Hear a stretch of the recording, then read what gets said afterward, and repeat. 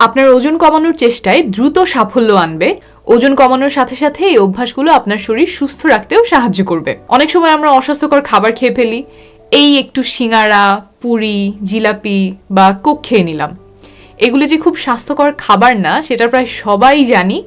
সকালে পরিকল্পনা করে রাখলে বা সাথে খাওয়ার মতো কিছু থাকলে হয়তো এই অস্বাস্থ্যকর খাবারের প্রতি আকর্ষণ ঠেকানো একটু সহজ হবে।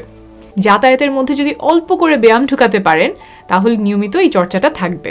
শুধু ওজন কমানোর জন্যই না, ওজন কমার পরে সেই ওজন ধরে রাখার জন্য এবং শরীর সুস্থ রাখার জন্য নিয়মিত ব্যায়াম করা অপরিহার্য। স্বাস্থ্যকর খাদ্যাভ্যাসে চিনি যতটুকু এড়িয়ে চলা সম্ভব ততই ভালো। চা কফিতে চিনি খাওয়া কমিয়ে দিলে বা চিনি খাওয়ার অভ্যাস বাদ দিলে তা ওজন কমাতে অনেক সহায়ক হবে। তাহলে সহজেই আপনি খেয়াল রাখতে পারবেন ওজন বাড়ছে না কমছে।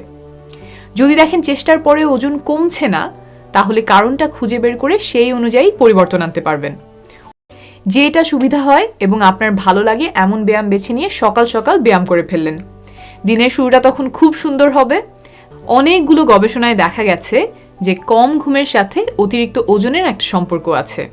সেটা বিভিন্ন কারণে হতে পারে, তাই ওজন কমানোর সময়ও পর্যাপ্ত পরিমাণে ভালো ঘুম দরকার। অতিরিক্ত ওজনের 100 জন মানুষকে নিয়ে এই গবেষণাটা করা হয়।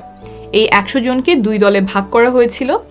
এক দলকে বলা হয়েছিল প্রতিদিন সকালে ওজন মাপতে, আরেক দলকেও সকালে ওজন মাপতে বলা হয়েছিল, কিন্তু সাথে তাদেরকে বলা হয় ওজন মাপার পরে সেই দিনের জন্য একটা অ্যাকশন পয়েন্ট বা একটা কাজ ঠিক করতে যেটা ওজন কমাতে সাহায্য করবে।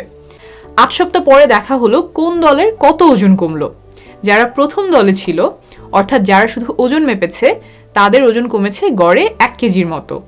আর দ্বিতীয় দল, যারা ওজন মাপার পরে একটা অ্যাকশন পয়েন্ট বেছে নিয়েছে, তাদের ওজন কমেছে গড়ে 4 কেজির বেশি।